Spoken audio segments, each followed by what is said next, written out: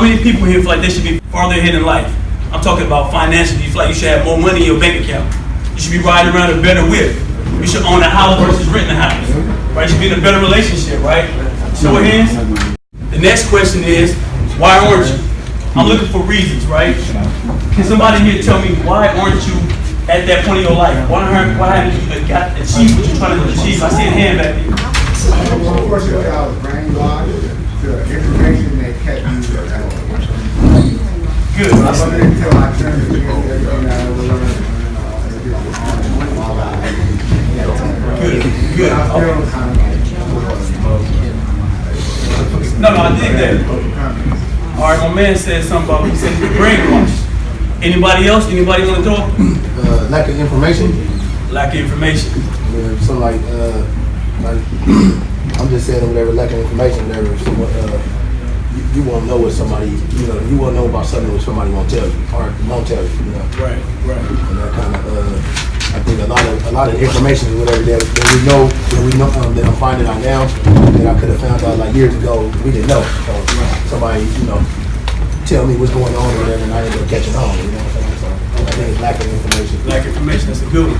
Anybody else want to throw up an idea or a thought? Somebody say Lazy. Lazy. That's big. That's big. A lot of people don't want to miss stuff like that.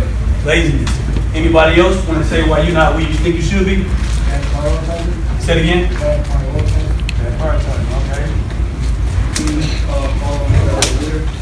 Instead of leader. That's a good one. That's a good one. That's deep right there. All right. Somebody else back there? Yeah, not feeling mentally equipped to succeed, meaning that you don't have the mindset to believe in yourself, to know that you can go further in life and to achieve things that are beyond what your surroundings say are limited to you. Okay, good. All right, so look, man. Oh, we got another one.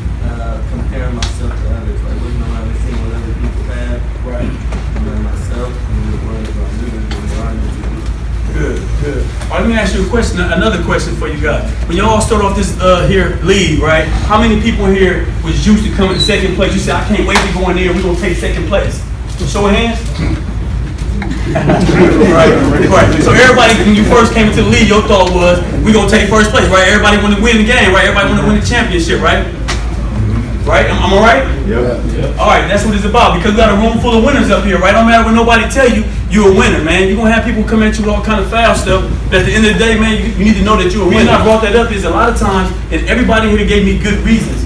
I thought I was going to get some excuses, but at the end of the day, I got some legit reasons, and so I won't push down that excuse. Manipulation. That's what I want to talk to you guys about.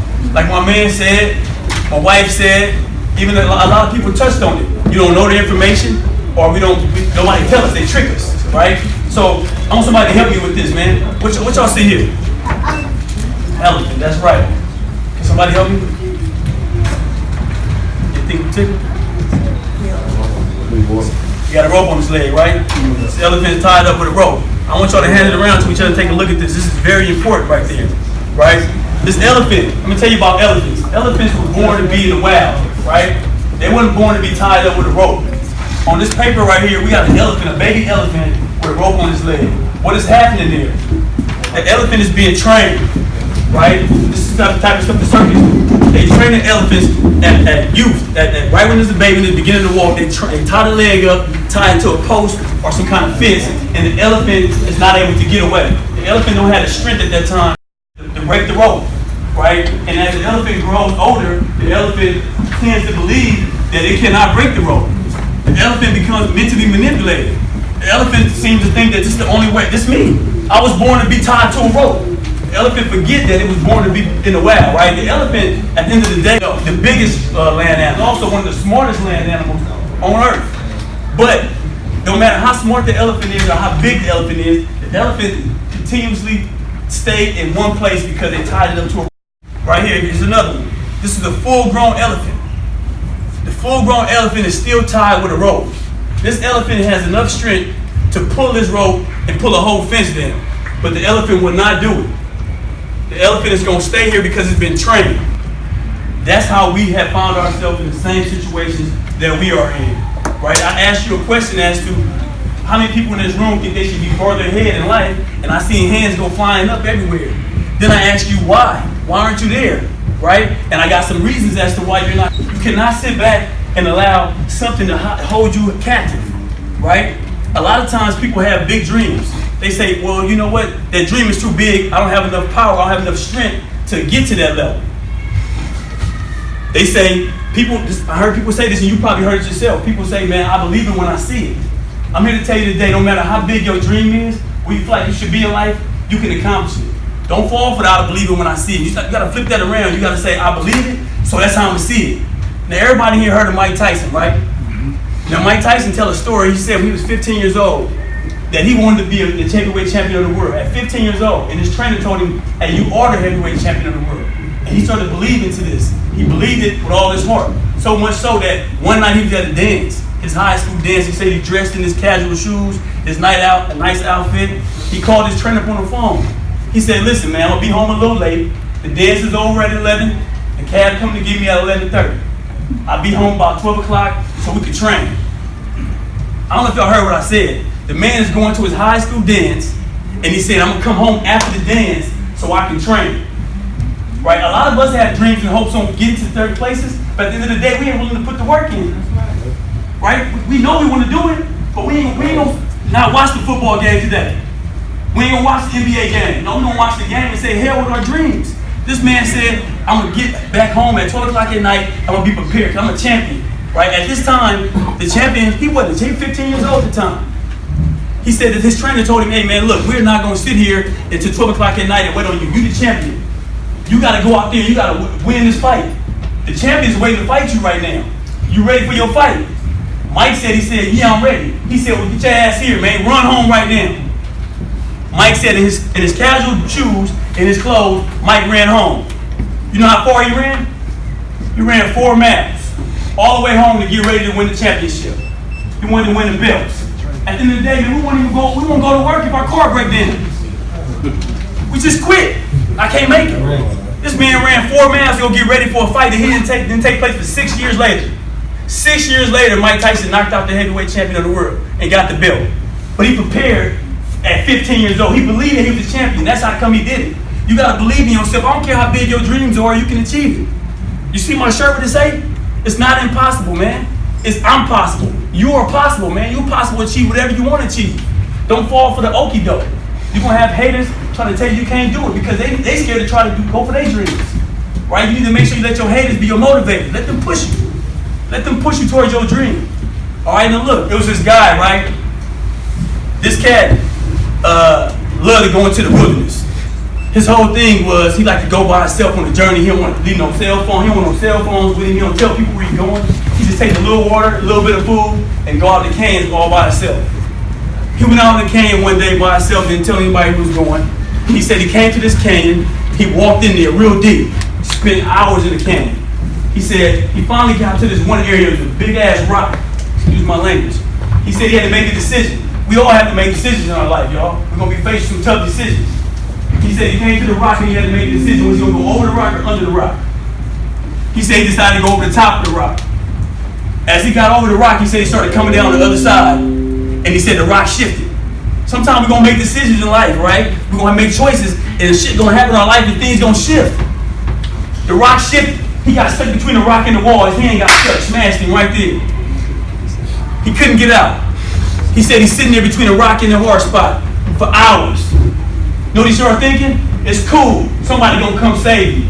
Somebody gonna find me. Somebody gonna realize I'm missing. I'm here to tell y'all today, man, cavalry ain't coming for y'all.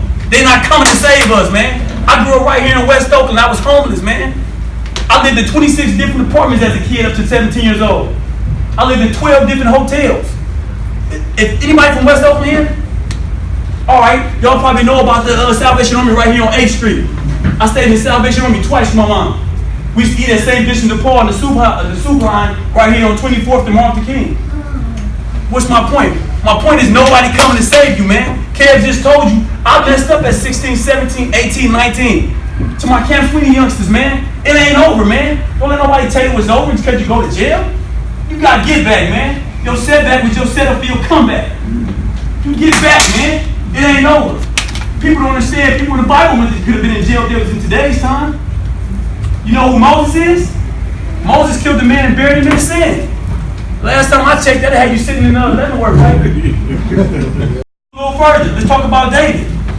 David is a mighty man in the Bible. God said he's a man after my own heart. David sent somebody to war to get killed so he can have his wife. That's second or third degree murder or something, right? I don't know. He be sitting in Quentin, right? I'm just saying. Well, let's talk about Paul. Saul sat there and watched people get killed. Helped hold their coat for him. Ain't no way he would have got up out of slime. Peter cut a man's ear off with a sword. That's mayhem, right? Well, he's definitely been sitting there with me, kid. Or probably with you. My point is this, Camp Sweeney, man, don't go for the okie doke, man. Just because you go to jail, you make a mistake, it has nothing to do with nothing. I made over $150,000 last year. I went to jail, spent 3.5 years of my life in jail, in prison, because I made some foolish mistakes. It ain't over, man. Don't fall for that. Don't get back, all right? Let me get back to the story before I end. The man in the canyon, he's sitting there stuck between this rock. He said, I gotta get up out of here. Nobody's coming. After about like 2 days, he sat in there the whole time. He's running out of water. He's running out of food. So much so that he had to pee in a bottle and take little sips to stay alive. So what happened to him? He get the camera at some point and he started talking to his family. I'm sorry. You know how we do it. Go to jail, make a mistake, mess up, cheat on your girl. I'm sorry, baby. That's the same thing he doing to the camera. Mama, forgive me. I'm stupid coming out here and didn't tell nobody where I was. Sitting there. He said at one point he got his knife out. He had a little bitty switchblade. The kind you had a little knives in camping trips. He said he started thinking like, if I could just chip away at this wall and I get the rock just to move a little bit. I only need a little piece to move, to fall off, and I might be okay. He said he started chipping away at the rock. He started chipping away at the canyon wall. So much so he used all his blades that they all was dull. This is about day 4 now he been stuck. Y'all might have heard about this, a movie called 127 Hours. Yeah. So he said about day 4, he said it's a wrap. I'm about to die in here, right? He started giving up. Nobody coming to save him. And then he said his hand was all big and fat, red.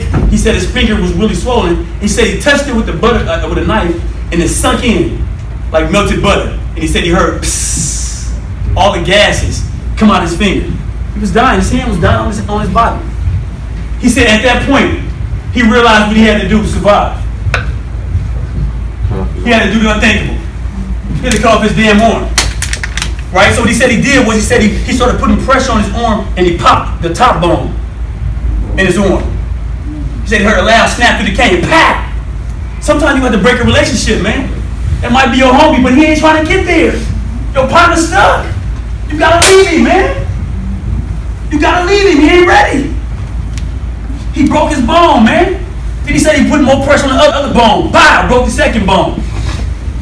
He said, I'm in it now. I'm deep in it. He took his knife and started cutting away. He cut through the skin, cut through the meat, cut through the tissues, cut through ligaments, cut through veins.